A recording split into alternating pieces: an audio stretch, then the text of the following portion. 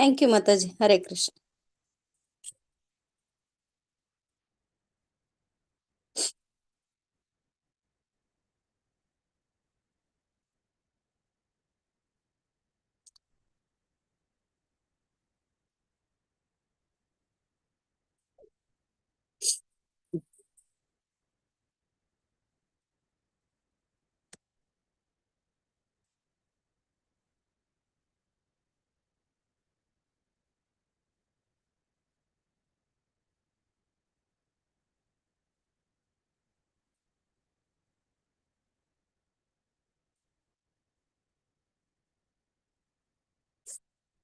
ಓಂ ನಮೋ ಭಗವತೆ ವಾಸುದೇವಾಯ. ಓಂ ನಮೋ ಭಗವತೆ ವಾಸುದೇವಾಯ. ಓಂ ನಮೋ ಭಗವತೆ ವಾಸುದೇವಾಯ. ನಾರಾಯಣ ನಮಸ್ಕೃತ್ಯ ನರಂ ಚೈವ ನರೋತ್ತಮಂ ದೇವಿ ಸರಸ್ವತಿ ವ್ಯಾಸಂ ತತೋ ಜಯಮುದೀರಯೇತ್. ನಷ್ಟಪ್ರಾಯೇಷು ಅಭದ್ರೇಷು ನಿತ್ಯಂ ಭಾಗವತ ಸೇವೆಯ ಭಗವತಿ ಉತ್ತಮ ಶ್ಲೋಕೆ ಭಕ್ತಿರ್ಭವತಿ ನೈಷ್ಟಕಿ. ಕೃಷ್ಣಾಯ ವಾಸುದೇವಾಯ ದೇವಕೀ ನಂದನಾಯ ಚ ನಂದಗೋಪ ಕುಮಾರಾಯ ಗೋವಿಂದಾಯ ನಮೋ ನಮಃ. ಜಯ ಶ್ರೀ ಕೃಷ್ಣ ಚೈತನ್ಯ ಪ್ರಭು ನಿತ್ಯಾನಂದ ಶ್ರೀ ಅದ್ವೈತ ಗದಾಧರ ಶ್ರೀವಾಸಾದಿ ಗೌರ ಭಕ್ತವೃಂದ.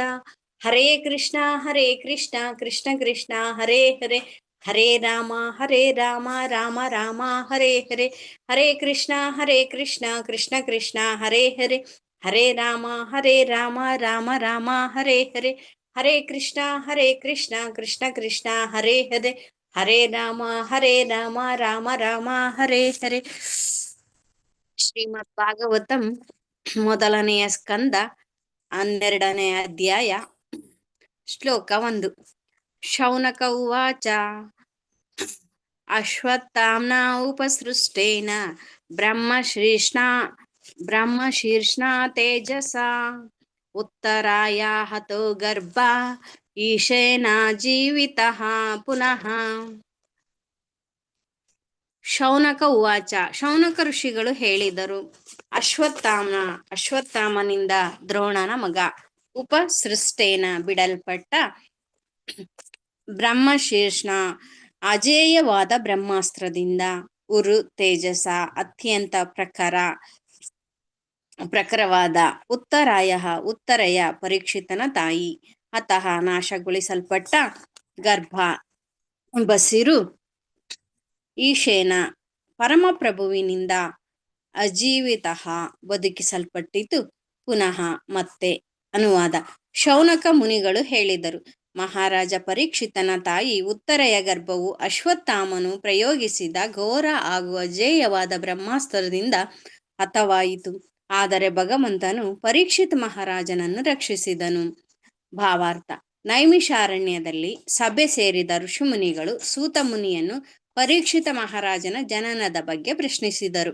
ಆದರೆ ಕಥನ ಕಾಲದಲ್ಲಿ ದ್ರೋಣಪುತ್ರನು ಮಾಡಿದ ಬ್ರಹ್ಮಾಸ್ತ್ರ ಪ್ರಯೋಗ, ಅವನಿಗೆ ಅರ್ಜುನನಿಂದ ಒದಗಿದ ದಂಡನೆ, ರಾಣಿ ಕುಂತಿದೇವಿಯ ಪ್ರಾರ್ಥನೆ, ಭೀಷ್ಮಾಚಾರ್ಯರು ಮಲಗಿದ್ದ ಸ್ಥಳಕ್ಕೆ ಪಾಂಡವರ ಭೇಟಿ, ಭೀಷ್ಮರ ಸ್ತೋತ್ರ, ಆ ಬಳಿಕ ದ್ವಾರಕೆಗೆ ಭಗವಂತನ ನಿರ್ಗಮನ ಮುಂತಾದ ಇತರ ವಿಷಯಗಳು ಚರ್ಚಿತವಾದವು. ದ್ವಾರಕೆಗೆ ಭಗವಂತನು ಹಿಂತಿರುಗಿದುದು, 16,000 ರಾಣಿಯರೊಂದಿಗೆ ಅವನ ವಾಸ ಮುಂತಾದವು ವರ್ಣಿತವಾದವು. ಋಷಿಮುನಿಗಳು ಈವರೆಗೆ ವರ್ಣನೆಯನ್ನು ಆಲಿಸುವುದರಲ್ಲಿ ಮಗ್ನರಾಗಿದ್ದರು. ಆದರೆ ಈಗ ಅವರಿಗೆ ಮೂಲ ವಿಷಯವನ್ನು ಕೇಳುವ ಇಚ್ಛೆಯಾಯಿತು. ಅಂತೆಯೇ ಶೌನಕ ಮುನಿಗಳು ಪ್ರಶ್ನಿಸಿದರು. ಹೀಗೆ ಅಶ್ವತ್ಥಾಮನು ಪ್ರಯೋಗಿಸಿದ ಬ್ರಹ್ಮಾಸ್ತ್ರದ ವಿಷಯವು ಮತ್ತೆ ಮೊದಲಾಯಿತು. ಶ್ಲೋಕ 2. ತಸ್ಯ ಜನ್ಮ ಮಹಾಬುದ್ಧೇ ಕರ್ಮಾಣಿ ಚ ಮಹಾತ್ಮನ ನಿಧನಂ ಚ ಯಥೈವಾಸೀತ್ ಸ ಪ್ರೇತ್ಯ ಗತಾವಾನ್ ಯಥಾ. ತಸ್ಯ ಅವನ, ಮಹಾರಾಜ ಪರೀಕ್ಷಿತನ, ಜನನವು ಮಹಾಬುದ್ಧಿವಂತನಾದ, ಕರ್ಮಾಣಿ ಕಾರ್ಯಗಳು, ಚ ಕೂಡ, ಆತ್ಮನಃ ಮಹಾಭಕ್ತನಾದ, ನಿಧನಂ ಮರಣವು, ಚ ಸಹ, ಯಥಾ ಹೀಗೆ, ಏವ ಹಾಗೆ, ಆಸೀತ್ ಸಂಭವಿಸಿತು, ಸಹ ಅವನು, ಪ್ರೇತ್ಯ ಮರಣದ ನಂತರದ ಗತಿಯನ್ನು, ಗತಾವಾನ್ ಸಾಧಿಸಿದನು, ಯಥಾ ಹಾಗೆ. ಅನುವಾದ. ಮಹಾಬುದ್ಧಿಶಾಲಿಯಾದ ಮತ್ತು ಮಹಾಭಕ್ತನಾದ ಪರೀಕ್ಷಿತ ಚಕ್ರವರ್ತಿಯು ಆ ಗರ್ಭದಲ್ಲಿ ಜನಿಸಿದುದು ಹೇಗೆ? ಅವನ ಮರಣ ಹೇಗೆ ಸಂಭವಿಸಿತು? ಮರಣಾನಂತರ ಅವನು ಯಾವ ಗತಿ ಹೊಂದಿದನು?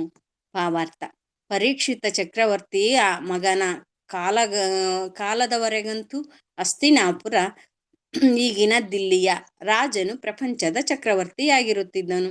ಪರೀಕ್ಷಿತ ಮಹಾರಾಜನು ತನ್ನ ತಾಯಿಯ ಗರ್ಭದಲ್ಲಿದ್ದಾಗ ಭಗವಂತನಿಂದ ರಕ್ಷಿಸಲ್ಪಟ್ಟನು. ಎಂದ ಮೇಲೆ ಓರ್ವ ಬ್ರಾಹ್ಮಣ ಪುತ್ರ ದುಷ್ಟ ಸಂಕಲ್ಪದಿಂದ ಉಂಟಾಗುವ ಅಕಾಲ ಮೃತ್ಯುವಿನಿಂದ ಆತನು ನಿಶ್ಚಯವಾಗಿಯೂ ರಕ್ಷಿಸಲ್ಪಡಬಹುದು. ಪರೀಕ್ಷಿತ ಮಹಾರಾಜನು ಅಧಿಕಾರವನ್ನ ಸ್ವೀಕಾರ ಮಾಡಿದ ಮೇಲೆ ಕಲಿಯುಗದ ಪ್ರಭಾವವು ಮೊದಲಾಯಿತು.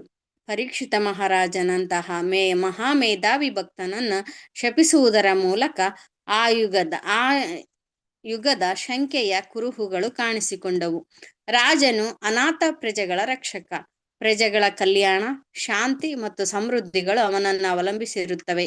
ದುರದೃಷ್ಟವಶಾತ್ ಪತಿತವಾದ ಕಲಿಯುಗದ ಪ್ರಚೋದನೆಯಿಂದಾಗಿ ಒಬ್ಬ ದುರ್ದೈವಿ ಬ್ರಾಹ್ಮಣ ಪುತ್ರನು ಅಮಾಯಕನಾದ ಪರೀಕ್ಷಿತ ಮಹಾರಾಜನನ್ನು ಶಪಿಸುವಂತಾಯಿತು ಮತ್ತು ರಾಜನು 7 ದಿನಗಳಲ್ಲಿ ಸಾವನ್ನು ಎದುರಿಸಲು ಸಿದ್ಧತೆ ಮಾಡಿಕೊಳ್ಳಬೇಕಾಯಿತು. ಪರೀಕ್ಷಿತ ಮಹಾರಾಜನು ವಿಷ್ಣು ರಕ್ಷಿತನೆಂದು ವಿಶೇಷವಾಗಿ ಖ್ಯಾತನಾಗಿದ್ದಾನೆ. ಬ್ರಾಹ್ಮಣ ಪುತ್ರನು ಅವನನ್ನು ಅನುಚಿತವಾಗಿ ಶಪಿಸಿದಾಗ ಅವನು ಭಗವಂತನ ಕೃಪೆಗೆ ಮೊರೆಯಿಡಬಹುದಾಗಿತ್ತು. ಆದರೆ ಅದು ಅವನಿಗೆ ಬೇಡವಾಗಿತ್ತು, ಏಕೆಂದರೆ ಅವನು ಶುದ್ಧ ಭಕ್ತನಾಗಿದ್ದನು. ಶುದ್ಧ ಭಕ್ತನಾದವನು ಭಗವಂತನಿಂದ ಯಾವುದೇ ಅನುಚಿತ ಅನುಗ್ರಹಕ್ಕಾಗಿ ಯಾಚಿಸುವುದಿಲ್ಲ. ತನಗೆ ಒದಗಿದ ಬ್ರಾಹ್ಮಣ ಪುತ್ರನ ಶಾಪವು ನ್ಯಾಯಬದ್ಧವಲ್ಲವೆಂದು ಇತರರೆಲ್ಲರೂ ಅರಿತಂತೆ ಪರೀಕ್ಷಿತ ಮಹಾರಾಜನು ಅರಿತಿದ್ದನು. ಆದರೆ ಅವನು ಅದನ್ನು ನಿಷ್ಫಲಗೊಳಿಸಲು ಬಯಸಲಿಲ್ಲ. ಏಕೆಂದರೆ ಕಲಿಯುಗವು ಆರಂಭವಾಗಿದೆಯಲ್ಲದೆ ಆ ಯುಗದ ಮೊದಲ ಕುರುಹಾಗಿ ಪ್ರತಿಭಾಯುತ ಬ್ರಾಹ್ಮಣ ಸಮಾಜದ ಅವನತಿ ಆರಂಭವಾಗಿದೆ ಎಂದು ಅವನು ತಿಳಿದಿದ್ದನು. ಅವನು ಕಾಲ ಪ್ರವಾಹಕ್ಕೆ ಅಡ್ಡಿಯಾಗಲು ಇಷ್ಟಪಡಲಿಲ್ಲ. ಅದಕ್ಕೆ ಬದಲಾಗಿ ಮರಣವನ್ನು ನಗುತ್ತಾ ಯೋಗ್ಯ ರೀತಿಯಲ್ಲಿ ಎದುರಿಸಲು ಸ್ವಯಂ ಸಿದ್ಧತೆಯನ್ನ ಮಾಡಿಕೊಂಡನು. ಭಾಗ್ಯಶಾಲಿಯಾಗಿದ್ದರಿಂದ ಅವನಿಗೆ ಮರಣ ಸಿದ್ಧತೆಗಾಗಿ ಕನಿಷ್ಠ ಪಕ್ಷ 7 ದಿನಗಳ ಕಾಲಾವಕಾಶ ಸಿಕ್ಕಿದಂತಾಯಿತು. ಆ ಸಮಯವನ್ನು ಅವನು ಪರಮ ಸಾಧುಗಳಾದ ಭಗವದ್ಭಕ್ತರಾದ ಶುಕಮುನಿಗಳ ಸಹವಾಸದಲ್ಲಿ ಯೋಗ್ಯ ರೀತಿಯಲ್ಲಿ ವಿನಿಯೋಗಿಸಿದನು. ಶ್ಲೋಕ 3.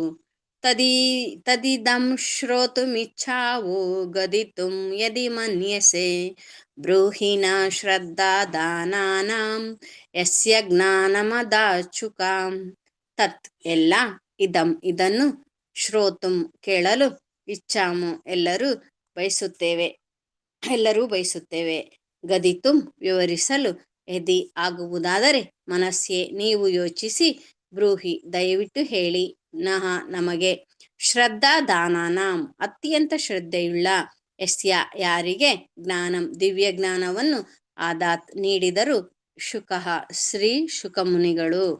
ಅನುವಾದ: ನಾವೆಲ್ಲರೂ ಶುಕಮುನಿಯಿಂದ ದಿವ್ಯ ಜ್ಞಾನೋಪದೇಶವನ್ನ ಪಡೆದ ಅವನ ಬಗ್ಗೆ ಆದರದಿಂದ ಕೇಳಬಯಸುತ್ತೇವೆ. ದಯಮಾಡಿ ಅದನ್ನು ಕುರಿತು ಹೇಳಿ. ಭಾವಾರ್ಥ: ಪರೀಕ್ಷಿತ ಮಹಾರಾಜನ ಆಯುಷ್ಯದ ಉಳಿದ 7 ದಿನಗಳ ಅವಧಿಯಲ್ಲಿ ಶುಕಮುನಿಗಳು ಅವನಿಗೆ ದಿವ್ಯ ಜ್ಞಾನೋಪದೇಶವನ್ನು ನೀಡಿದರು ಮತ್ತು ಅದನ್ನು ಪರೀಕ್ಷಿತ ಮಹಾರಾಜನು ಕಳಕಳಿ ಇರುವ ವಿದ್ಯಾರ್ಥಿಯಂತೆ ಚೆನ್ನಾಗಿ ಶ್ರವಣ ಮಾಡಿದನು.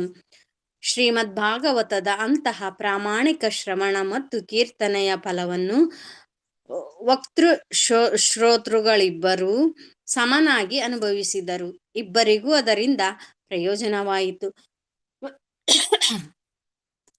ಭಾಗವತದಲ್ಲಿ ವಿಧಿಸಿದ ನವವಿಧ ಭಗವತ್ ಸೇವೆಯ ದಿವ್ಯ ಮಾರ್ಗದಲ್ಲಿ ಎಲ್ಲವನ್ನು ಅಥವಾ ಕೆಲವನ್ನು ಅಥವಾ ಒಂದನ್ನು ಸಮರ್ಪಕವಾಗಿ ಸಾಧಿಸಿದರೂ ಅಷ್ಟೇ ಪ್ರಯೋಜನಕಾರಿಯಾಗಿರುತ್ತದೆ. ಪರೀಕ್ಷಿತ ಮಹಾರಾಜ ಮತ್ತು ಶುಕಮುನಿಗಳು ಮೊದಲಿನ 2 ಅಂಗಗಳನ್ನು ಎಂದರೆ ಶ್ರವಣ ಮತ್ತು ಕೀರ್ತನ ವಿಧಾನಗಳನ್ನ ನಿಷ್ಠೆಯಿಂದ ಆಚರಿಸುವವರಾದ್ದರಿಂದ ಅವರಿಬ್ಬರು ತಮ್ಮ ಸ್ತುತ್ಯ ಪ್ರಯತ್ನದಲ್ಲಿ ಜಯಶಾಲಿಗಳಾದರು. ದಿವ್ಯ ಸಾಕ್ಷಾತ್ಕಾರವು ಅಂತಹ ಶ್ರದ್ಧಾಯುಕ್ತ ಶ್ರವಣ ಕೀರ್ತನೆಗಳಿಂದ ದೊರೆಯುವುದೇ ಹೊರತು ಅನ್ಯಥಾ ಸಾಧ್ಯವಲ್ಲ. ಈ ಕಲಿಯುಗದಲ್ಲಿ ವಿಶೇಷ ಪ್ರಚಾರ ಪಡೆಯುವ ಆಧ್ಯಾತ್ಮಿಕ ಗುರು ಶಿಷ್ಯರ ಒಂದು ಮಾದರಿಯೇ ಇದೆ. ಗುರುವು ತನ್ನ ಆಧ್ಯಾತ್ಮಿಕ ಶಕ್ತಿಯನ್ನು ತಾನು ಉತ್ಪನ್ನ ಮಾಡಿದ ವಿದ್ಯುತ್ ಪ್ರವಾಹದ ಮೂಲಕ ಶಿಷ್ಯನಲ್ಲಿ ಹರಿಸುತ್ತಾನೆ. ಆಗ ಶಿಷ್ಯನಿಗೆ ಒಂದು ಬಗೆಯ ಆಘಾತದ ಅನುಭವವಾಗುತ್ತದೆ. ಅವನು ಪ್ರಜ್ಞಾಶೂನ್ಯನಾಗುತ್ತಾನೆ ಮತ್ತು ಗುರುವು ತನ್ನ ಆಧ್ಯಾತ್ಮಿಕ ಶಕ್ತಿಯ ನಿಧಿ ಎಂದುಕೊಂಡದ್ದು ತೀರಿ ಹೋಯಿತೆಂದು ಅಳುತ್ತಾನೆ. ಹೀಗೆಲ್ಲ ಹೇಳಲಾಗುತ್ತದೆ. ಇಂತಹ ಸುಳ್ಳು ಪ್ರಚಾರವು ಈ ಯುಗದಲ್ಲಿ ನಡೆಯುತ್ತಿದೆ. ಇಂತಹ ಅಪಪ್ರಚಾರಕ್ಕೆ ಬಡಪಾಯಿ ಶ್ರೀಸಾಮಾನ್ಯನು ಬಲಿಯಾಗುತ್ತಾನೆ. ಶುಕಮುನಿಗಳು ಮತ್ತು ಅವರ ಉತ್ತಮ ಶಿಷ್ಯನಾದ ಮಹಾರಾಜ ಪರೀಕ್ಷಿತರ ವರ್ತನೆಯಲ್ಲಿ ಇಂತಹ ಕಟ್ಟುಕತೆಗಳನ್ನು ನಾವು ಕಾಣುವುದಿಲ್ಲ. ಶುಕ ಮಹರ್ಷಿಯ ಶ್ರೀಮದ್ ಭಾಗವತವನ್ನು ಭಕ್ತಿಯಿಂದ ವಾಚನ ಮಾಡಿದರೆ ಅದನ್ನ ಮಹಾರಾಜನು ಶ್ರದ್ಧೆಯಿಂದ ಆಲಿಸಿದನು. ಗುರುವಿನಿಂದ ಹರಿದ ವಿದ್ಯುತ್ ಪ್ರವಾಹದ ಯಾವುದೇ ಕಂಪನವನ್ನು ರಾಜನು ಅನುಭವಿಸಲಿಲ್ಲ. ಅಥವಾ ಗುರುವಿನಿಂದ ವಿದ್ಯೆಯನ್ನು ಪಡೆಯುವಾಗ ಅವನು ಪ್ರಜ್ಞಾಶೂನ್ಯನೂ ಆಗಲಿಲ್ಲ. ಆದ್ದರಿಂದ ವೈದಿಕ ವಿದ್ಯೆಯ ಕೆಲವು ಕೃತಕ ಪ್ರತಿನಿಧಿಗಳ ಅಪ್ರಾಮಾಣಿಕ ಪ್ರಚಾರಗಳಿಗೆ ಯಾವೊಬ್ಬನೂ ಬಲಿಯಾಗಕೂಡದು. ನೈಮಿಷಾರಣ್ಯದ ಋಷಿಗಳು ಪರೀಕ್ಷಿತ್ ಮಹಾರಾಜನನ್ನು ಕುರಿತ ಕಥನವನ್ನು ಅತ್ಯಂತ ಗೌರವದಿಂದ ಕೇಳಿದರು. ಏಕೆಂದರೆ ಮಹಾರಾಜನು ಉತ್ಸುಕನಾಗಿ ಶ್ರವಣ ಮಾಡುವುದರ ಮೂಲಕ ಶುಕಮುನಿಯಿಂದ ಜ್ಞಾನವನ್ನು ಪಡೆದಿದ್ದನು. ಸದ್ಗುರುವಿನ ಬೋಧೆಯನ್ನು ಉತ್ಸುಕನಾಗಿ ಶ್ರವಣ ಮಾಡುವುದು ದಿವ್ಯ ಜ್ಞಾನ ಪ್ರಾಪ್ತಿಗೆ ಏಕೈಕ ಉಪಾಯ. ಅದ್ಭುತ ಪರಿಣಾಮದ ಸಲುವಾಗಿ ಯಾವುದೇ ಬಗೆಯ ಔಷಧ ಅಥವಾ ಮಂತ್ರಸಿದ್ಧಿಯ ಪ್ರಯೋಗಗಳ ಅಗತ್ಯವಿರುವುದಿಲ್ಲ. ಈ ವಿಧಾನವು ಸರಳವಾದದ್ದು. ಆದರೆ ಪ್ರಾಮಾಣಿಕ ಸಾಧಕನು ಮಾತ್ರ ಈ ಮೂಲಕ ಇಷ್ಟಾರ್ಥವನ್ನು ಪಡೆಯುತ್ತಾನೆ. ಶ್ಲೋಕ 4. ಸುತ ಉವಾಚ ಅಪೀಪಲತ್ ಧರ್ಮರಾಜ ಪಿತೃವತ್ ರಂಜಯನ್ ಪ್ರಜಾ ನಿಸ್ಪೃಹಾ ಸರ್ವಕಾಮೇಭ್ಯ ಕೃಷ್ಣ ಪಾದಾನುಸೇವಯ. ಸೂತ ಉವಾಚ. ಶ್ರೀ ಸೂತ ಮುನಿಗಳು ಹೇಳಿದರು. ಅಪೀಪಲತ್ ಅನುಕೂಲಕರ ರೀತಿಯಲ್ಲಿ ಪಾಲಿಸಿದನು. ಧರ್ಮರಾಜ ಯುಧಿಷ್ಠಿರ ರಾಜನು ಪಿತೃವತ್ ತನ್ನ ತಂದೆಯಂತೆಯೇ ರಂಜಯನ್ ಸಂತೋಷಪಡಿಸುತ್ತಾ ಪ್ರಜಾ ಹುಟ್ಟಿದವರೆಲ್ಲರನ್ನೂ ನಿಸ್ಪೃಹ ವೈಯಕ್ತಿಕ ಆಕಾಂಕ್ಷೆ ಇಲ್ಲದೆ ಸರ್ವ ಎಲ್ಲ ಕಾಮೇಭ್ಯ ಇಂದ್ರಿಯ ತೃಪ್ತಿಗಳ ಕೃಷ್ಣ ಪಾದ ಶ್ರೀಕೃಷ್ಣನ ಪಾದಕಮಲಗಳ ಅನುಸೇವೆಯ ನಿರಂತರ ಸೇವೆಯ ಪ್ರಭಾವದಿಂದ. ಅನುವಾದ. ಸೂತ ಮುನಿಗಳು ಹೇಳಿದರು. ಸಾಮ್ರಾಟ ಯುಧಿಷ್ಠಿರನು ತನ್ನ ಆಳ್ವಿಕೆಯಲ್ಲಿ ಪ್ರತಿಯೊಬ್ಬನನ್ನು ಉದಾರ ಭಾವದಿಂದ ಪಾಲಿಸಿದನು. ಅವನು ತನ್ನ ತಂದೆಯಂತೆಯೇ ಇದ್ದನು. ಅವನಿಗೆ ವೈಯಕ್ತಿಕ ಮಹದಾಸೆ ಇರಲಿಲ್ಲ. ಶ್ರೀಕೃಷ್ಣನ ಪಾದಾರವಿಂದಗಳ ನಿರಂತರ ಸೇವೆಯಿಂದಾಗಿ ಅವನು ಸಕಲ ಇಂದ್ರಿಯ ತುಷ್ಟಿಯಿಂದ ಮುಕ್ತನಾಗಿದ್ದನು. ಭಾವಾರ್ಥ.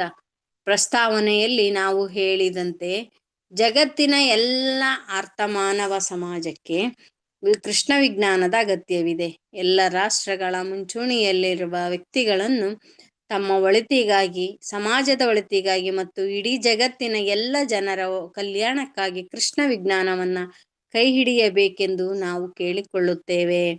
ಇದನ್ನ ಸತ್ವಮೂರ್ತಿಯಾದ ಯುಧಿಷ್ಠಿರ ಸಾಮ್ರಾಟನ ನಿದರ್ಶನದಿಂದ ಇಲ್ಲಿ ದೃಢಪಡಿಸಲಾಗಿದೆ.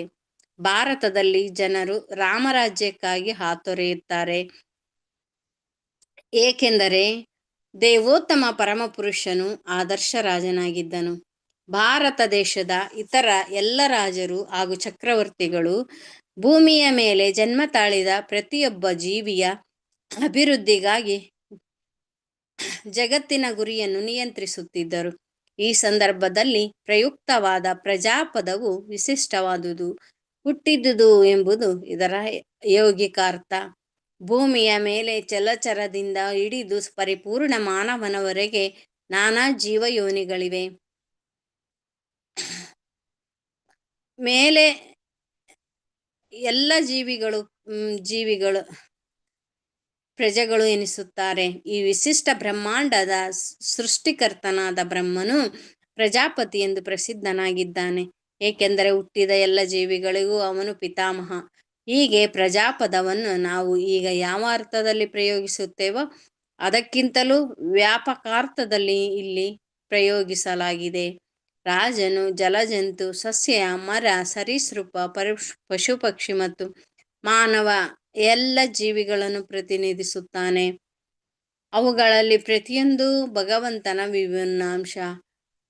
ರಾಜನಾದರೂ ಭಗವಂತನ ಪ್ರತಿನಿಧಿಯಾಗಿ ಪ್ರತಿಯೊಬ್ಬನಿಗೂ ಯೋಗ್ಯ ರಕ್ಷಣೆಯನ್ನು ಕೊಡುವುದರಲ್ಲಿ ಕರ್ತವ್ಯಬದ್ಧನಾಗಿರುತ್ತಾನೆ. ಇಂದಿನ ನೀತಿಗೆಟ್ಟ ಆಡಳಿತ ಪದ್ಧತಿಯಲ್ಲಿರುವ ರಾಷ್ಟ್ರಾಧ್ಯಕ್ಷರು ಮತ್ತಿತರ ಸರ್ವಾಧಿಕಾರಿಗಳ ವಿಷಯ ಹೀಗಿಲ್ಲ. ಇಲ್ಲಿ ಉತ್ತಮ ದರ್ಜೆಯ ಪ್ರಾಣಿಗಳಿಗೆ ಮಾತ್ರ ರಕ್ಷಣೆ ಎಂಬುದಿದೆ. ಕೀಳು ದರ್ಜೆಯ ಪ್ರಾಣಿಗಳಿಗೆ ರಕ್ಷಣೆಯೇ ಇಲ್ಲ. ಆದರೆ ಇದು ಮಹಾವಿಜ್ಞಾನ. ಕೃಷ್ಣ ವಿಜ್ಞಾನವನ್ನು ಬಲ್ಲವನಿಂದ ಮಾತ್ರ ಇದನ್ನು ಕಲಿಯಬಹುದಾಗಿದೆ. ಕೃಷ್ಣ ವಿಜ್ಞಾನವನ್ನು ತಿಳಿದು ವ್ಯಕ್ತಿಯು ಲೋಕದಲ್ಲಿ ಪರಿಪೂರ್ಣವಾದ ಮಾನವನಾಗಬಹುದು. ಇದರ ಜ್ಞಾನವಿಲ್ಲದಿದ್ದರೆ ವಿದ್ಯಾಸಂಸ್ಥೆಯ ಶಿಕ್ಷಣದಿಂದ ಪಡೆದ ಎಲ್ಲ ಅರ್ಹತೆಗಳು, ಡಾಕ್ಟರೇಟ್ ಪದವಿಗಳು ಹಾಳು ಮತ್ತು ನಿಷ್ಪ್ರಯೋಜಕ. ಯುಧಿಷ್ಠಿರ ಮಹಾರಾಜನು ಈ ಕೃಷ್ಣ ವಿಜ್ಞಾನವನ್ನು ಚೆನ್ನಾಗಿ ತಿಳಿದಿದ್ದನು. ಇಲ್ಲಿ ಹೇಳಿರುವುದಾದರೂ ಇಷ್ಟೇ: ಈ ವಿಜ್ಞಾನದ ಸತತ ಸಾಧನೆಯಿಂದ ಅಥವಾ ಕೃಷ್ಣನ ನಿರಂತರ ಭಕ್ತಿ ಸೇವೆಯಿಂದ ಯುಧಿಷ್ಠಿರನು ರಾಜ್ಯಭಾರವನ್ನು ಮಾಡುವುದಕ್ಕೆ ಅರ್ಹತೆಯನ್ನು ಗಳಿಸಿದ್ದನು. ತಂದೆಯು ಕೆಲವೊಮ್ಮೆ ಮಗನ ಬಗ್ಗೆ ಕ್ರೂರವಾಗಿ ವರ್ತಿಸುವಂತೆ ಕಾಣುತ್ತದೆ. ಹಾಗೆಂದ ಮಾತ್ರಕ್ಕೆ ಅವನು ತಂದೆಯಾಗುವ ಅರ್ಹತೆಯನ್ನು ಕಳೆದುಕೊಂಡಿದ್ದಾನೆಂದು ಅರ್ಥವಲ್ಲ. ತಂದೆ ಯಾವಾಗಲೂ ತಂದೆಯೇ, ಏಕೆಂದರೆ ಅವನು ತನ್ನ ಅಂತರಾಳದಲ್ಲಿ ಸದಾ ಮಗನ ಕಲ್ಯಾಣವನ್ನು ಆಶಿಸುತ್ತಾನೆ. ಹಾಗೆಯೇ ಸತ್ವಮೂರ್ತಿಯಾಗಿದ್ದ ಯುಧಿಷ್ಠಿರ ಮಹಾರಾಜನು ತನ್ನ ರಾಜ್ಯದಲ್ಲಿ ಪ್ರತಿಯೊಬ್ಬನು, ವಿಶೇಷವಾಗಿ ವ್ಯಕ್ತ ಪ್ರಜ್ಞೆಯುಳ್ಳ ಮನುಷ್ಯರೆಲ್ಲ ಶ್ರೀಕೃಷ್ಣನ ಭಕ್ತರಾಗಬೇಕೆಂದು ಬಯಸಿದನು. ಇದರಿಂದಾಗಿ ಪ್ರತಿಯೊಬ್ಬನು ಐಹಿಕ ಜೀವನದ ಕ್ಲೇಶಗಳಿಂದ ಮುಕ್ತನಾಗಬಹುದು. ಯುಧಿಷ್ಠಿರನ ಆಡಳಿತದ ಧ್ಯೇಯ ಸಕಲ ಪ್ರಜೆಗಳ ಕ್ಷೇಮವಾಗಿತ್ತು. ಸತ್ವಮೂರ್ತಿಯಾಗಿದ್ದ ಅವನಿಗೆ ಯಾವುದು ಪ್ರಜೆಗಳಿಗೆ ಹಿತವೆಂದು ಚೆನ್ನಾಗಿ ತಿಳಿದಿತ್ತು. ಅವನು ಅದೇ ತತ್ವವನ್ನಾಧರಿಸಿ ರಾಜ್ಯಾಡಳಿತವನ್ನು ನಿರ್ವಹಿಸಿದನೇ ವಿನಾ ಇಂದ್ರಿಯ ತುಷ್ಟಿ ರೂಪದ ರಾಕ್ಷಸೀ ತತ್ವವನ್ನು ಅನುಸರಿಸಲಿಲ್ಲ. ಆದರ್ಶ ರಾಜನಾದ ಅವನಿಗೆ ವೈಯಕ್ತಿಕ ಮಹದಾಸೆ ಇರಲಿಲ್ಲ. ಇಂದ್ರಿಯ ತುಷ್ಟಿಗಂತೂ ಅವಕಾಶವೇ ಇರಲಿಲ್ಲ, ಏಕೆಂದರೆ ಅವನ ಸಕಲೇಂದ್ರಿಯಗಳು ಸದಾ ಕಾಲ ಭಗವಂತನ ಪ್ರೀತಿಯುತ ಸೇವೆಯಲ್ಲಿ ತೊಡಗಿದ್ದವು. ಅವನ ಸಕಲೇಂದ್ರಿಯ ಬಿಟ್ಟು ಅದರಲ್ಲಿ ಪೂರ್ಣದ ವಿಭಿನ್ನಾಂಶಗಳಾದ ಜೀವಿಗಳ ಭಾಗಶಃ ಸೇವೆಯೂ ಸೇರಿತ್ತು.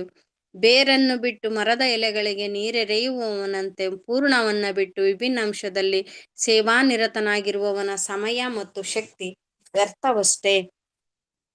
ಬೇರಿಗೆ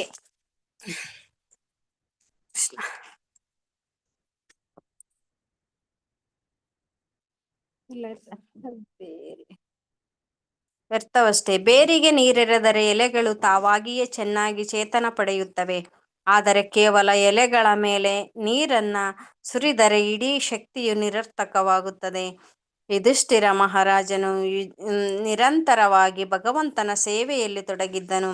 ಇದರಿಂದ ಅವನ ದಕ್ಷ ಆಡಳಿತಕ್ಕೊಳಪಟ್ಟ ಭಗವಂತನ ವಿಭಿನ್ನಾಂಶರಾದ ಜೀವಿಗಳಿಗೆ ಇಹಜೀವನದ ಎಲ್ಲ ಭೋಗಗಳು ಒದಗಿದ್ದಲ್ಲದೆ ಮುಂದಿನ ಜನ್ಮದಲ್ಲಿಯೂ ಪ್ರಗತಿಯು ಸಾಧ್ಯವಾಗುವಂತಾಯಿತು. ಇದೇ ನಿಜವಾಗಿ ಚೊಕ್ಕವಾದ ರಾಜ್ಯಾಡಳಿತದ ನಿರ್ವಹಣೆ.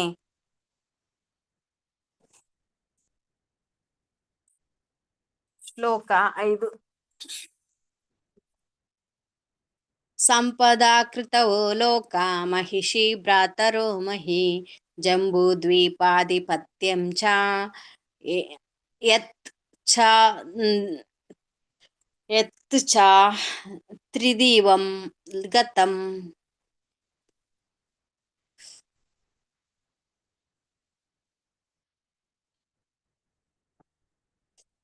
ಸಂಪದ ಐಶ್ವರ್ಯವು, ಕ್ರತವ ಯಾಗಗಳು, ಲೋಕ ಭವಿಷ್ಯದ ಗಮ್ಯ ಸ್ಥಾನವು, ಮಹಿಷಿ ರಾಣಿಯರು, ಭ್ರಾತರ ಸಹೋದರರು, ಮಹಿ ಭೂಮಿಯು, ಜಂಬೂದ್ವೀಪ ನಾವು ವಾಸಿಸುತ್ತಿರುವ ಲೋಕವಾದ ಜಂಬೂದ್ವೀಪದ ಅಧಿಪತ್ಯಂ ಪ್ರಭುತ್ವವು, ಚ ಕೂಡ, ಯಶ ಕೀರ್ತಿಯು, ಚ ಮತ್ತು ತ್ರಿದಿವಂ ಸ್ವರ್ಗೀಯ ಲೋಕಗಳನ್ನ, ಗತಂ ತಲುಪಿತು.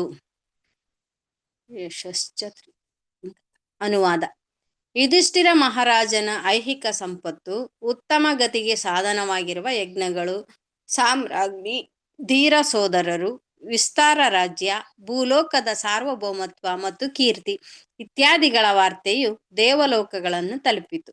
ಭಾವಾರ್ಥ: ಶ್ರೀಮಂತನು ಶ್ರೇಷ್ಠನೂ ಆದ ಒಬ್ಬ ವ್ಯಕ್ತಿಯ ಹೆಸರು ಮತ್ತು ಕೀರ್ತಿಗಳು ಮಾತ್ರ ಲೋಕದಲ್ಲಿ ಎಲ್ಲೆಡೆ ಪ್ರಚಾರ ಪಡೆಯುತ್ತವೆ.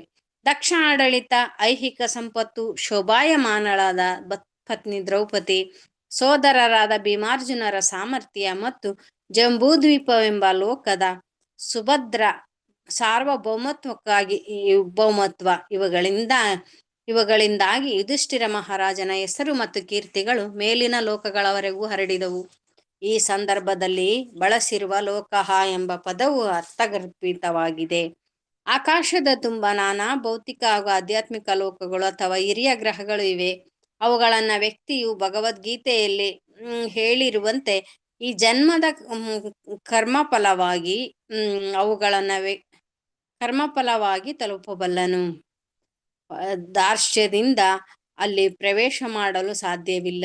ಬಾಹ್ಯಾಕಾಶದಲ್ಲಿ ಹಲವು ಸಾವಿರ ಮೈಲಿಗಳ ದೂರ ಸಂಚರಿಸಲು ವಾಹನಗಳನ್ನು ಕಂಡುಹಿಡಿದ ಅಲ್ಪರಾದ ಭೌತಿಕ ವಿಜ್ಞಾನಿಗಳಿಗೆ ಮತ್ತಂತಮ ಲೋಕಗಳನ್ನು ಸೇರಲು ಅದು ಉಪಾಯವಲ್ಲ. ಮನುಷ್ಯನು ಯಾಗ ಮತ್ತು ಸೇವೆಗಳ ಮೂಲಕ ಅಂತಹ ಸುಖಿ ಲೋಕಗಳನ್ನು ಪ್ರವೇಶಿಸಲು ಅರ್ಹತೆಯನ್ನು ಗಳಿಸಬೇಕು. ಜೀವನದಲ್ಲಿ ಹೆಜ್ಜೆ ಹೆಜ್ಜೆಗೂ ಪಾಪ ಮಾಡಿದವರು ಭೌತಿಕ ಅಸ್ತಿತ್ವದ ಹೆಚ್ಚು ಹೆಚ್ಚು ನೋವನ್ನು ಅನುಭವಿಸುವುದಕ್ಕಾಗಿ ಪ್ರಾಣಿವರ್ಗಕ್ಕಿಳಿಯುತ್ತಾರೆಂದು ಹೇಳಬಹುದು. ಭಗವದ್ಗೀತೆಯಲ್ಲಿ 16.19 ಸಹ ಇದನ್ನೇ ಹೇಳಲಾಗಿದೆ.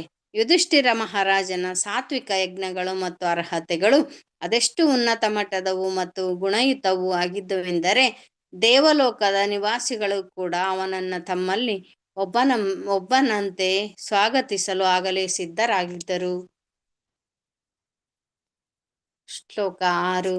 ಕಿಂ ತೇ ಕಾಮ ಸುರಸ್ಪರ್ಹ ಮುಕುಂದ ಮನಸೋ ದ್ವಿಜ ಅಧಿಜಹುರ್ಮುದಂ ರಾಜ್ಞಾ ಕ್ಷುದಿತಸ್ಯ ಯಥೇತರೆ. ಕಿಂ ಏನು, ತೇ ಆ ಎಲ್ಲ, ಕಾಮ ಇಂದ್ರಿಯ ಭೋಗವಸ್ತುಗಳು, ಸುರ ಸ್ವರ್ಗವಾಸಿಗಳು, ಸ್ಪರ್ಶ ಹಂಬಲಿಸುವಂತಹ, ಮುಕುಂದ ಮನಸ ಭಗವತ್ ಪ್ರಜ್ಞೆಯುಳ್ಳವನಾಗಿದ್ದ, ದ್ವಿಜ ಓ ಬ್ರಾಹ್ಮಣರೇ, ಅಧಿಜಹು ತೃಪ್ತಿ ನೀಡಬಲ್ಲವು, ಮುದಂ ಸಂತೋಷದ, ರಾಜ್ಞ ರಾಜನಿಗೆ, ಕ್ಷುದಿತಸ್ಯ ಹಸಿದವನಿಗೆ, ಯಥಾ ಹೇಗೋ ಹಾಗೆ, ಇತರೆ ಬೇರೆ ವಿಷಯಗಳಲ್ಲಿ. ಅನುವಾದ: ಎಲೈ ಬ್ರಾಹ್ಮಣರೇ, ರಾಜನ ಸಂಪತ್ತು ಎಷ್ಟು ಆಕರ್ಷಿತವಾಗಿತ್ತೆಂದರೆ ಸ್ವರ್ಗವಾಸಿಗಳು ಆಶಿಸುವಂತಾಗಿತ್ತು. ಆದರೆ ಅವನು ಭಗವಂತನ ಸೇವೆಯಲ್ಲಿ ನಿರತನಾದುದರಿಂದ ಭಗವತ್ ಸೇವೆಯನ್ನು ಬಿಟ್ಟು ಬೇರೆ ಯಾವುದೂ ಅವನಿಗೆ ತೃಪ್ತಿ ತರುವಂತಹುದಾಗಿರಲಿಲ್ಲ. ಅನುವಾದ: ಜಗತ್ತಿನಲ್ಲಿ ಜೀವಿಗಳನ್ನು ಸಂತೋಷಪಡಿಸಬಲ್ಲ 2 ವಸ್ತುಗಳಿವೆ. ವ್ಯಕ್ತಿಯು ವಿಷಯ ಭೋಗದಲ್ಲಿ ಮುಳುಗಿದ್ದರೆ ಕೇವಲ ಇಂದ್ರಿಯ ತುಷ್ಟಿಯಿಂದಲೇ ಅವನಿಗೆ ತೃಪ್ತಿ. ಆದರೆ ಯಾವಾಗ ಒಬ್ಬನು ಭೌತಿಕ ಪ್ರಕೃತಿ ಗುಣಗಳ ನಿರ್ಬಂಧಗಳಿಂದ ಮುಕ್ತನಾಗುತ್ತಾನೋ ಆಗ ಅವನು ಭಗವಂತನ ತುಷ್ಟಿಗಾಗಿ ಸಪ್ರೇಮ ಸೇವೆಯನ್ನು ಸಲ್ಲಿಸುವುದರಲ್ಲಿ ಮಾತ್ರ ತೃಪ್ತನಾಗುತ್ತಾನೆ. ಎಂದರೆ ಜೀವಿಯು ಮೂಲಭೂತವಾಗಿ ಸೇವಕ, ಸೇವ್ಯನಲ್ಲ. ಬಹಿರಂಗ ಶಕ್ತಿಯ ನಿರ್ಬಂಧಗಳಿಂದ ಮೋಹಿತನಾಗಿ ತಾನು ಸೇವ್ಯನು ಎಂದು ತಪ್ಪಾಗಿ ಭಾವಿಸುತ್ತಾನೆ. ಆದರೆ ವಸ್ತುತಃ ಅವನು ಸೇವಿತನಲ್ಲ. ಕಾಮ, ಅತಿಯಾಸೆ, ಕ್ರೋಧ, ಲೋಭ, ಗರ್ವ, ಮದ ಮತ್ತು ಅಸಹನೆ ಮುಂತಾದವುಗಳಿಗೆ ಅವನು ಅಧೀನನಾಗಿದ್ದಾನೆ ಅಥವಾ ಇಂದ್ರಿಯಗಳ ಸೇವಕನಾಗಿದ್ದಾನೆ. ಆಧ್ಯಾತ್ಮಿಕ ಜ್ಞಾನದ ಪ್ರಾಪ್ತಿಯಿಂದ ವ್ಯಕ್ತಿಯು ಯಥಾರ್ಥವನ್ನು ತಿಳಿಯುವ ಸ್ಥಿತಿಗೆ ಬಂದಾಗ ಅವನಿಗೆ ತಾನು ಲೌಕಿಕ ಜಗತ್ತಿಗೆ ಸ್ವಾಮಿಯಲ್ಲ, ಕೇವಲ ಇಂದ್ರಿಯಗಳ ದಾಸ ಎಂದು ಗೋಚರವಾಗುತ್ತದೆ. ಆಗ ಅವನು ಭಗವತ್ ಸೇವೆಗಾಗಿ ಪ್ರಾರ್ಥಿಸುತ್ತಾನೆ ಮತ್ತು ಈ ರೀತಿ ಭೌತಿಕ ಸುಖದಿಂದ ಮೋಹಿತನಾಗದೆ ಸಂತುಷ್ಟನಾಗುತ್ತಾನೆ. ಯುಧಿಷ್ಠಿರ ಮಹಾರಾಜನು ಮುಕ್ತಾತ್ಮರಲ್ಲಿ ಒಬ್ಬನು ಆದ ಕಾರಣದಿಂದ ಅವನು ವಿಶಾಲ ರಾಜ್ಯ, ಸಾಧ್ವಿ ಪತ್ನಿ, ವಿಧೇಯ ಸೋದರರು, ಸುಖಿ ಪ್ರಜೆಗಳು ಮತ್ತು ಸಂಪದ್ಭರಿತ ಜಗತ್ತು ಇವುಗಳಲ್ಲಿ ಸುಖ ಕಾಣಲಿಲ್ಲ. ಭಕ್ತನು ಇವುಗಳನ್ನು ಬಯಸದಿದ್ದರೂ ಇಂತಹ ಆಶೀರ್ವಾದಗಳು ತಾವಾಗಿಯೇ ಶುದ್ಧ ಭಕ್ತನನ್ನು ಹಿಂಬಾಲಿಸಿಕೊಂಡು ಬರುತ್ತವೆ. ಇಲ್ಲಿ ಕೊಟ್ಟಿರುವ ದೃಷ್ಟಾಂತವು ಸರಿಯಾಗಿ ಹೊಂದುತ್ತದೆ. ಹಸಿದವನು ಆಹಾರವಲ್ಲದೆ ಬೇರೆ ಯಾವುದರಿಂದಲೂ ತೃಪ್ತಿ ಹೊಂದಲಾರ ಎಂದು ಹೇಳಿದೆಯಷ್ಟೇ. ಇಡೀ ಲೌಕಿಕ ಜಗತ್ತು ಹಸಿದ ಜೀವಿಗಳಿಂದ ತುಂಬಿದೆ. ಹಸಿವು ಇರುವುದು ಒಳ್ಳೆಯ ಆಹಾರವನ್ನು ಆಶ್ರಯವನ್ನು ಪಡೆಯುವುದಕ್ಕಾಗಿ ಅಲ್ಲ, ಅಥವಾ ಇಂದ್ರಿಯ ತುಷ್ಟಿಗಾಗಿಯೂ ಅಲ್ಲ. ಹಸಿವಿರುವುದು ಆಧ್ಯಾತ್ಮಿಕ ಪರಿಸರಕ್ಕಾಗಿ. ಆದರೆ ಸಾಕಷ್ಟು ಆಹಾರ, ವಸತಿ, ರಕ್ಷಣೆ ಮತ್ತು ಇಂದ್ರಿಯ ತೃಪ್ತಿಯ ವಿಷಯಗಳು ದೊರಕದೇ ಇರುವುದರಿಂದ ಜಗತ್ತು ಅತೃಪ್ತವಾಗಿದೆ ಎಂದು ಜನ ತಿಳಿಯುತ್ತಾರೆ. ಒಂದು ಅಜ್ಞಾನಿ ಇದು ಅಜ್ಞಾನದಿಂದ ಉಂಟಾದ ಭಾವನೆ. ಇದನ್ನೇ ಮಾಯೆ ಎನ್ನುವುದು.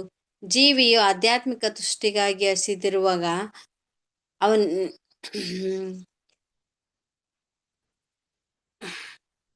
ಅವನಿಗೆ ಭೌತಿಕ ಹಸಿವುಂಟಾಗಿದೆ ಎಂದು ತಪ್ಪಾಗಿ ಹೇಳಲಾಗುತ್ತದೆ. ಆದರೆ ಭೌತಿಕವಾಗಿ ಅತ್ಯಂತ ಸಂತುಷ್ಟರಾದ ಜನರು ಕೂಡ ಇನ್ನೂ ಹಸಿವಿನಿಂದ ಕೂಡಿರುತ್ತಾರೆ ಎನ್ನುವುದು ಮೂರ್ಖ ನಾಯಕರಿಗೆ ತಿಳಿಯುವುದಿಲ್ಲ. ಹಾಗಿದ್ದರೆ ಜನರಿಗಿರುವ ಹಸಿವೆ ಮತ್ತು ದಾರಿದ್ರ್ಯಗಳು ಎಂತಹವು? ವಸ್ತುತಃ ಈ ಹಸಿವು ಆಧ್ಯಾತ್ಮಿಕ ಆಹಾರಕ್ಕಾಗಿ, ಆಧ್ಯಾತ್ಮಿಕ ಆಶ್ರಯಕ್ಕಾಗಿ, ಆಧ್ಯಾತ್ಮಿಕ ರಕ್ಷಣೆಗಾಗಿ ಮತ್ತು ಆಧ್ಯಾತ್ಮಿಕ ಇಂದ್ರಿಯ ತುಷ್ಟಿಗಾಗಿ ಉಂಟಾದದ್ದು. ಇವನು ಪರಮಾತ್ಮ ಶ್ರೀಕೃಷ್ಣನ ಸಾನ್ನಿಧ್ಯದಲ್ಲಿ ಪಡೆಯಬಹುದು. ಇವನ್ನು ಪರಮಾತ್ಮ ಶ್ರೀಕೃಷ್ಣನ ಸಾನ್ನಿಧ್ಯದಲ್ಲಿ ಪಡೆಯಬಹುದು. ಯಾವನು ಇವುಗಳನ್ನು ಪಡೆದಿರುವನೋ ಅವನು ಸ್ವರ್ಗ ನಿವಾಸಿಗಳೇ ಆನಂದಿಸುವಂತಹ ಆಹಾರ, ಆಶ್ರಯ, ರಕ್ಷಣೆ, ಇಂದ್ರಿಯ ತೃಪ್ತಿಗಳಿಂದಲೂ ಆಕರ್ಷಿತನಾಗುವುದಿಲ್ಲ. ಎಲ್ಲಿ ಭೂಮಿಯ ಲೆಕ್ಕದ ಪ್ರಕಾರ ಲಕ್ಷೋಪಲಕ್ಷ ಪಟ್ಟು ಆಯುಷ್ಯವಿದೆಯೋ ಅಂತಹ ಬ್ರಹ್ಮಾಂಡದ ಅತ್ಯುನ್ನತ ನೆಲೆಯಾದ ಬ್ರಹ್ಮಲೋಕದಲ್ಲಿ ಕೂಡ ವ್ಯಕ್ತಿಯು ತನ್ನ ಹಸಿವೆಯನ್ನು ಇಂಗಿಸಿಕೊಳ್ಳಲಾರ ಎಂದು ಭಗವಂತನೇ ಭಗವದ್ಗೀತೆಯಲ್ಲಿ ಹೇಳಿದ್ದಾನೆ. ಅಂತಹ ಹಸಿವನ್ನ ಜೀವಿಯು ಅಮೃತ ತತ್ವವನ್ನು ಪಡೆದಾಗ ಮಾತ್ರವೇ ನೀಗಿಸಿಕೊಳ್ಳಬಲ್ಲ. ಬ್ರಹ್ಮಲೋಕಕ್ಕಿಂತಲೂ ಅತಿ ಮೇಲಿನದ ಆಧ್ಯಾತ್ಮಿಕ ಆಕಾಶದಲ್ಲಿ ಇರುತ್ತಾ ತನ್ನ ಭಕ್ತರಿಗೆ ಮುಕ್ತಿಯ ದಿವ್ಯಾನಂದನವನ್ನ ಅನುಗ್ರಹಿಸುವ ಶ್ರೀ ಮುಕುಂದನ ಸಾನ್ನಿಧ್ಯದಲ್ಲಿ ಇದು ದೊರಕುತ್ತದೆ.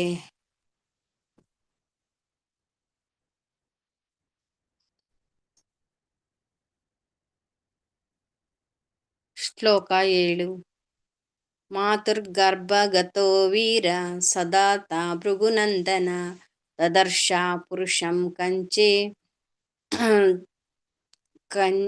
ಕಂಚಿತ್ ದಹ್ಯಮಾನ ಅಸ್ತ್ರ ತೇಜಸ. ಮಾತು ತಾಯಿಯ ಗರ್ಭ ಬಸರಿನಲ್ಲಿ ಗತಃ ಏರುವಾಗ ವೀರ ಮಹಾಯೋಧನಾದ ಸಹ ಶಿಶು ಪರೀಕ್ಷಿತನು ತದಾ ಆ ಕಾಲದಲ್ಲಿ ಭೃಗುವಿನ ಮಗನೇ ದದರ್ಶ ಕಂಡನು ಪುರುಷಂ ಪರಮಪ್ರಭುವನ್ನು ಕಂಚನ್ ಬೇರೊಬ್ಬನಂತೆ ದಹ್ಯಮಾನ ಸುಡಲ್ಪಡುವುದರಿಂದ ಸಂಕಷ್ಟಕ್ಕೆ ಒಳಗಾದಾಗಲೇ ಅಸ್ತ್ರ ಬ್ರಹ್ಮಾಸ್ತ್ರದ ತೇಜಸ್ಸ ಶಾಖದಿಂದ. ಅನುವಾದ. ಎಲೈ ಭೃಗುಪುತ್ರ ಶೌನಕನೇ, ಮಹಾವೀರನಾದ ಶಿಶು ಪರೀಕ್ಷಿತನು ತನ್ನ ತಾಯಿ ಉತ್ತರೆಯ ಗರ್ಭದಲ್ಲಿದ್ದುಕೊಂಡು ಅಶ್ವತ್ಥಾಮನು ಪ್ರಯೋಗಿಸಿದ ಬ್ರಹ್ಮಾಸ್ತ್ರದ ತೇಜಸ್ಸಿನಿಂದ ಸುಟ್ಟು ಹೋಗುತ್ತಿರುವಾಗ ಪರಮಪ್ರಭುವು ತನ್ನೆಡೆಗೆ ಬರುತ್ತಿರುವುದನ್ನು ಕಂಡನು. ಭಾವಾರ್ಥ. ಮರಣದ ಅನಂತರ ಆತ್ಮವು ಸಾಮಾನ್ಯವಾಗಿ 7 ದಿನಗಳವರೆಗೆ ಸುಪ್ತ ಪ್ರಜ್ಞಾವಸ್ಥೆಯಲ್ಲಿರುತ್ತದೆ.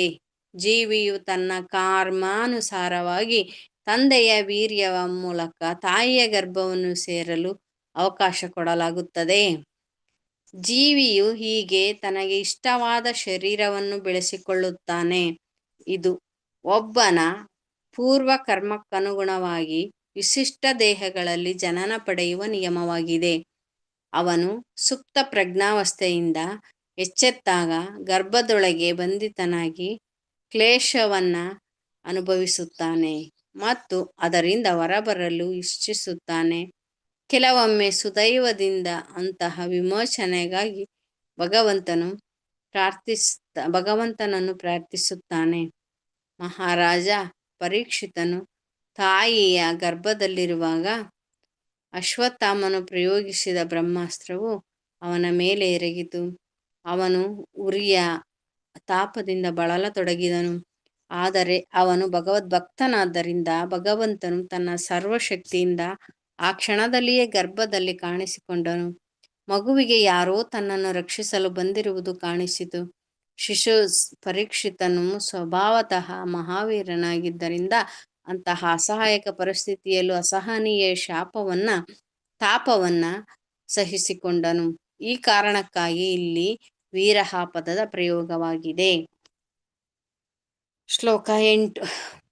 ಅಂಗುಷ್ಟ ಮಾತ್ರಂ ಅಮಲಂ ಸ್ಫುರತ್ ಪುರಟಮೌಲಿನಂ ಅಪಿವಿಯ ದರ್ಶನಂ ಶ್ಯಾಮಂ ತಡಿದ್ವಾದ ಸಮುಚ್ಯುತಂ.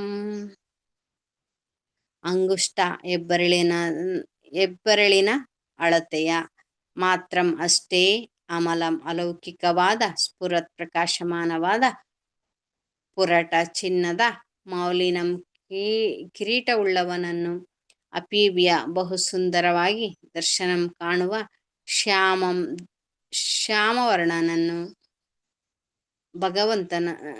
ಶ್ಯಾಮವರ್ಣನನ್ನು, ತಡಿತ್ ಮಿಂಚುತ್ತಿರುವ, ವಾಸಸಂ ಬಟ್ಟೆಯುಳ್ಳ, ಅಚ್ಯುತಂ ಅಚ್ಯುತನಾದ ಭಗವಂತನನ್ನು. ಶ್ಲೋಕ ಅನುವಾದ. ಅವನು ಒಂದು ಅಂಗುಷ್ಟದಷ್ಟು ಮಾತ್ರ ಎತ್ತರವಿದ್ದನು, ಆದರೆ ಪೂರ್ಣವಾಗಿ ದಿವ್ಯನಾಗಿದ್ದನು. ಅವನು ಅತ್ಯಂತ ಸುಂದರವಾದ ಶ್ಯಾಮಲ ವರ್ಣದ ಅಚ್ಯುತ ಶರೀರದಿಂದ ಕೂಡಿದ್ದನು. ಹೊಳೆಯುವ ಪೀತಾಂಬರವನ್ನೂ ಜಗಜಗಿಸುವ ಸುವರ್ಣ ಕಿರೀಟವನ್ನೂ ಧರಿಸಿದ್ದನು. ಮಗುವು ಅವನನ್ನು ಹೀಗೆ ಕಂಡಿತು.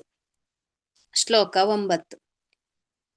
ಶ್ರೀಮದ್ದೀರ್ಘ ಚತುರ್ಬಾಹುಂ ತಪ್ತ ಕಾಂಚನ ಕುಂಡಲಂ ಶತಜಾಕ್ಷಂ ಗದಾ ಪಾಣಿಮಾತ್ಮನ ಸರ್ವತೋ ದಿಶಂ ಪರಿಭ್ರಮಂತಮುಲ್ಕಾಭಾಂ ಭ್ರಾಮಯಂತಂ ಗದಾಂ ಮುಹುಃ.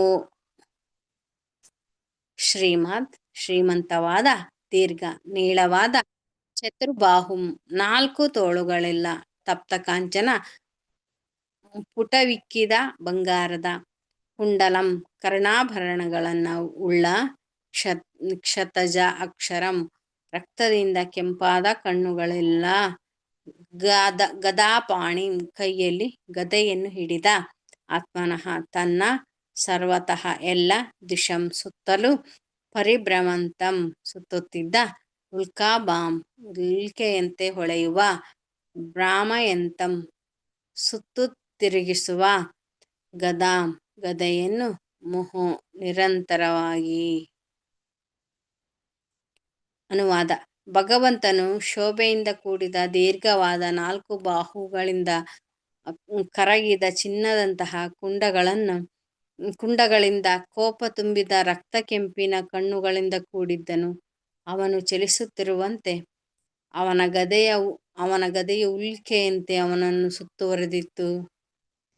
ಭಾವಾರ್ಥ. ಹೀಗೆ ಬ್ರಹ್ಮ ಸಂಹಿತೆಯಲ್ಲಿ ಅಧ್ಯಾಯ 5 ಹೇಳಲಾಗಿದೆ.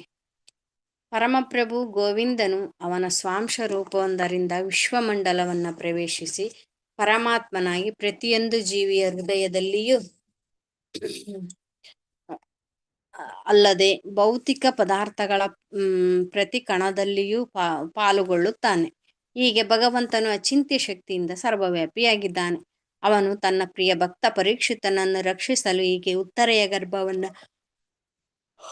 ಪ್ರವೇಶಿಸಿದನು. ತನ್ನ ಭಕ್ತರಿಗೆ ಎಂದೂ ಸೋಲಿಲ್ಲವೆಂದು ಭಗವಂತನೇ ಭಗವದ್ಗೀತೆಯಲ್ಲಿ ಎಲ್ಲರಿಗೂ ಆಶ್ವಾಸನೆ ನೀಡಿದ್ದಾನೆ. ಭಗವಂತನು ಭಕ್ತನನ್ನ ರಕ್ಷಿಸುವುದರಿಂದ ಅವನನ್ನು ಯಾರೂ ಕೊಲ್ಲಲಾರರು. ಭಗವಂತನು ಯಾರನ್ನು ಬಯಸುವನೋ ಅವನನ್ನು ಯಾರೂ ರಕ್ಷಿಸಲಾರರು. ಭಗವಂತನು ಸರ್ವಶಕ್ತನಾದುದರಿಂದ ತನ್ನ ಇಚ್ಛೆಯಂತೆ ರಕ್ಷಿಸಲು ಕೊಲ್ಲಲು ಸಮರ್ಥನು. ಅವನ ಭಕ್ತನಾದ ಮಹಾರಾಜ ಪರೀಕ್ಷಿತನು ತನ್ನ ತಾಯಿಯ ಉದರದಲ್ಲಿ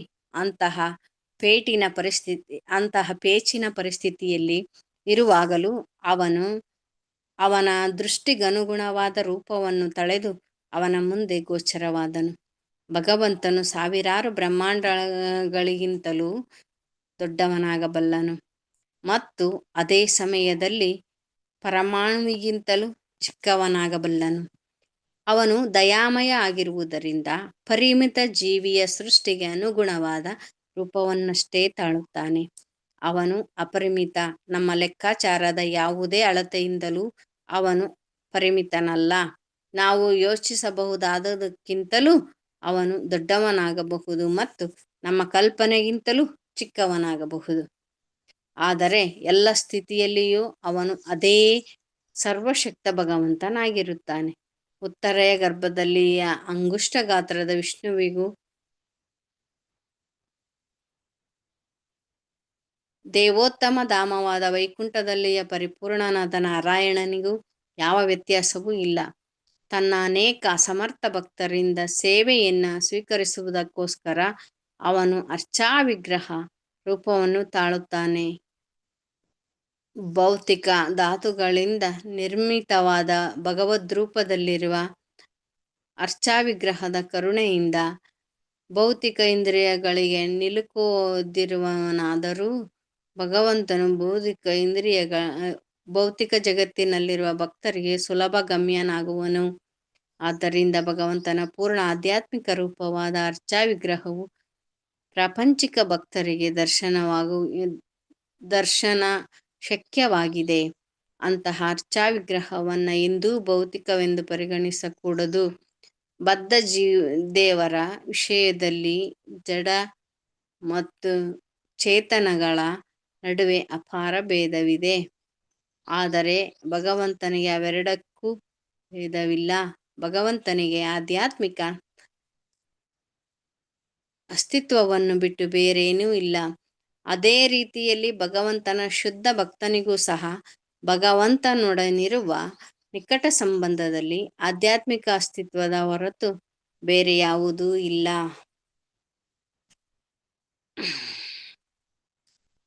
ಶ್ಲೋಕ 10.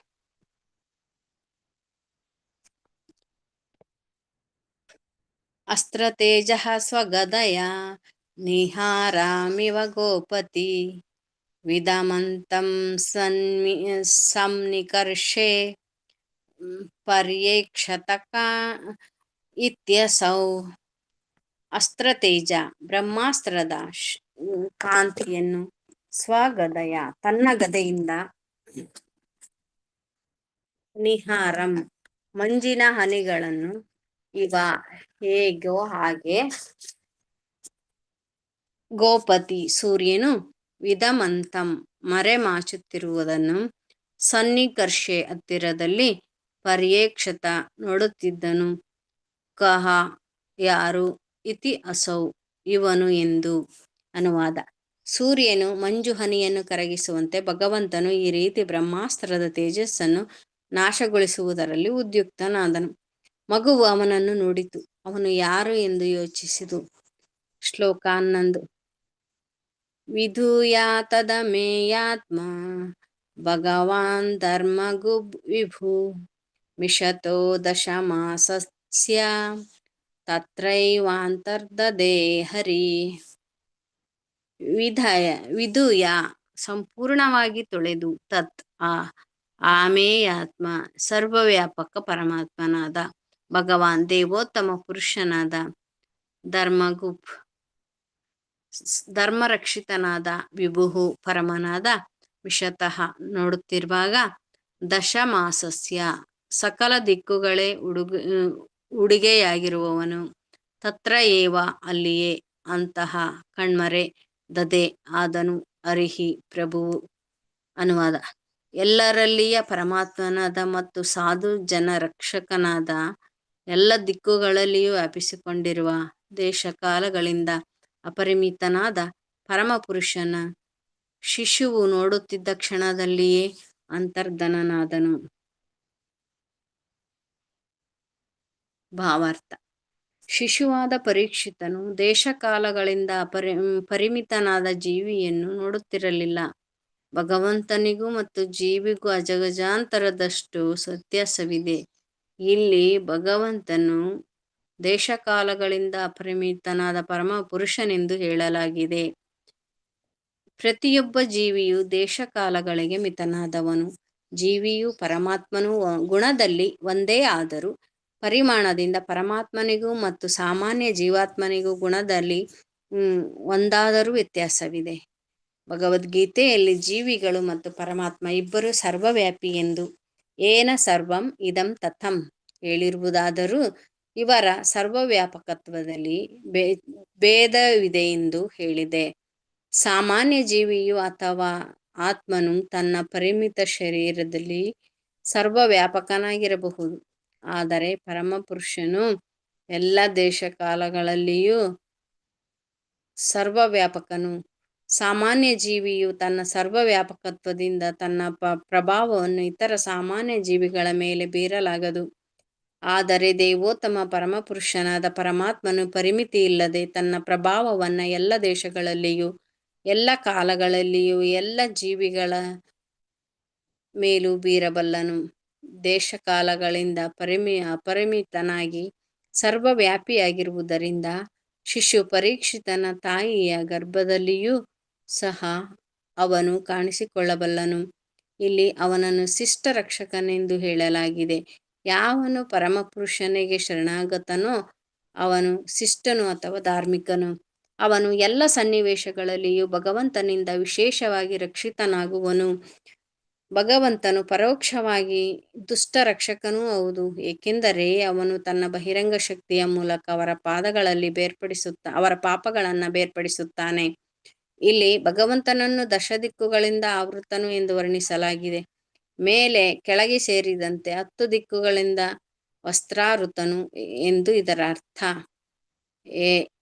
ಅವನು ಎಲ್ಲೆಲ್ಲೂ ಇದ್ದಾನೆ ಮತ್ತು ತನ್ನ ಸಂಕಲ್ಪದಂತೆ ಎಲ್ಲೆಡೆಯೂ ಮತ್ತು ಎಲ್ಲಿಂದಲಾದರೂ ಆವಿರ್ಭವಿಸಬಲ್ಲನು ಹಾಗೂ ಅಂತರ್ಧನನಾಗಬಲ್ಲನು. ಮಗು ಪರೀಕ್ಷಿತನ ದೃಷ್ಟಿಯಿಂದ ಮರೆಯಾದನೆಂದರೆ ಅವನು ಬೇರೆಡೆಯಿಂದ ಬಂದು ಅಲ್ಲಿ ಕಾಣಿಸಿಕೊಂಡಿದ್ದನೆಂದು ಅರ್ಥವಲ್ಲ. ಅವನು ಮೊದಲೂ ಅಲ್ಲಿಯೇ ಇದ್ದ. ಅಂತರ್ಧನನಾದ ಮೇಲೂ ಮಗುವಿನ ಕಣ್ಣಿಗೆ ಅದೃಶ್ಯನಾದರೂ ಅಲ್ಲಿಯೇ ಇದ್ದ. ಈ ಪ್ರಕಾಶಮಯ ಅಂತರಿಕ್ಷದ ಭೌತಿಕ ಆವರಣ ಪ್ರಕೃತಿ ಮಾತೆಯ ಗರ್ಭವಿದ್ದಂತೆ.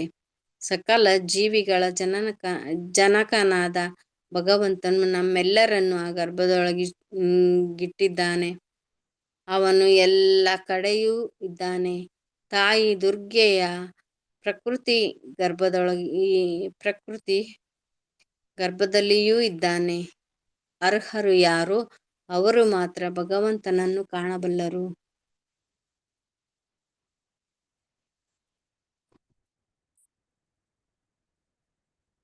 ಶ್ಲೋಕ 12. ತಥಾ ಸರ್ವಗುಣೋದಕೆ ಸಾನುಕೂಲ ಗ್ರಹೋದಯೇ ಜಜ್ಞೆ ವಂಶಧರ ಪಾಂಡು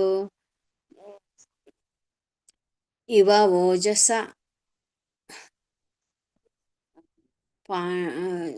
ಪಾಂಡುಭೂಯಃ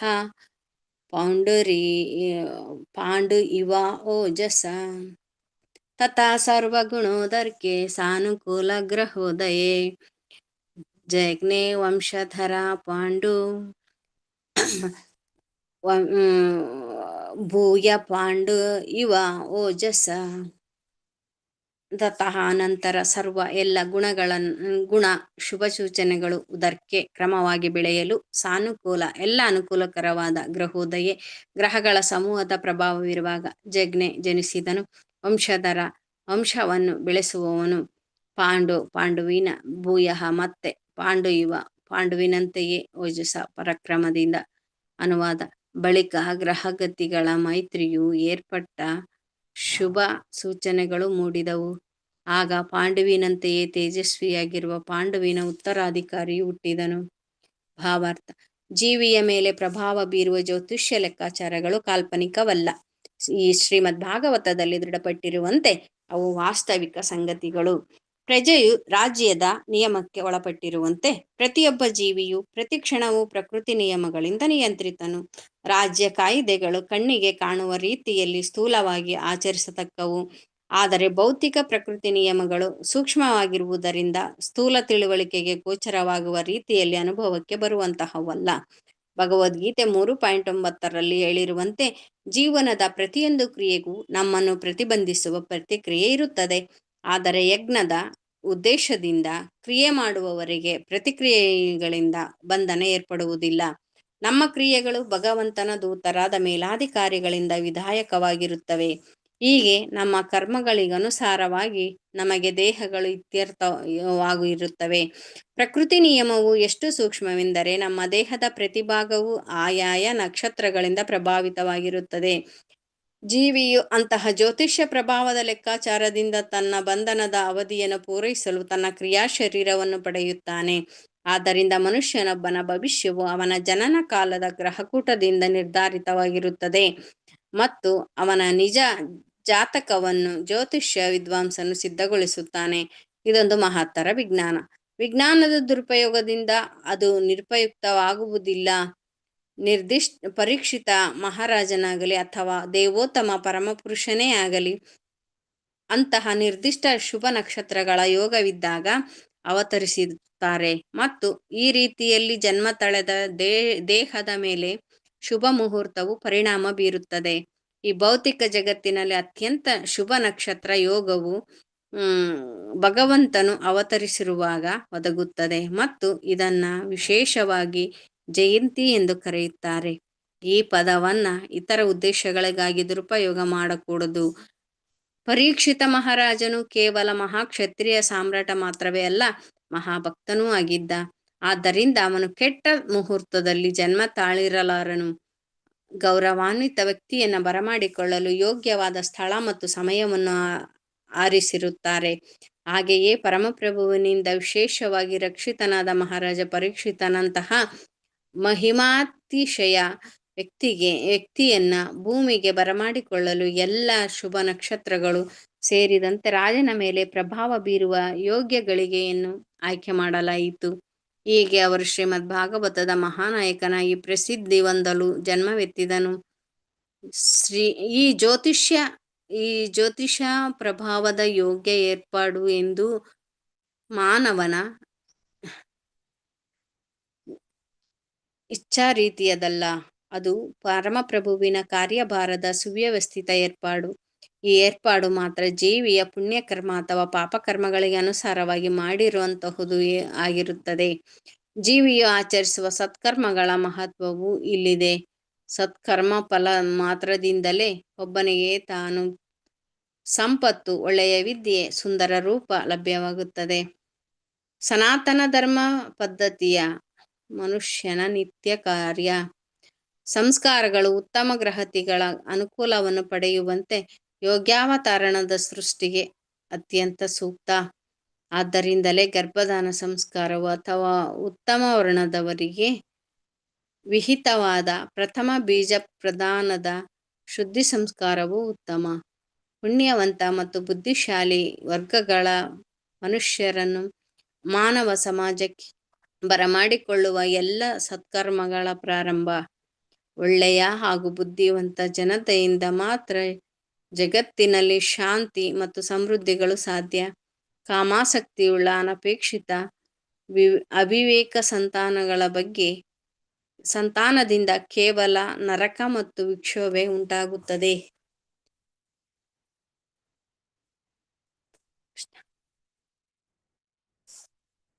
ವಾಂಛಾಕಲ್ಪತರುಭ್ಯಶ್ಚ ಕೃಪಾ ಸಿಂಧುಭ್ಯೇವ ಚ ಪತಿತಾನಾಂ ಪಾವನೇಭ್ಯೋ ವೈಷ್ಣವೇಭ್ಯೋ ನಮೋ ನಮಃ. Thank you Matajis. ಹರೇ ಕೃಷ್ಣ. ಧನ್ಯವಾದಗಳು.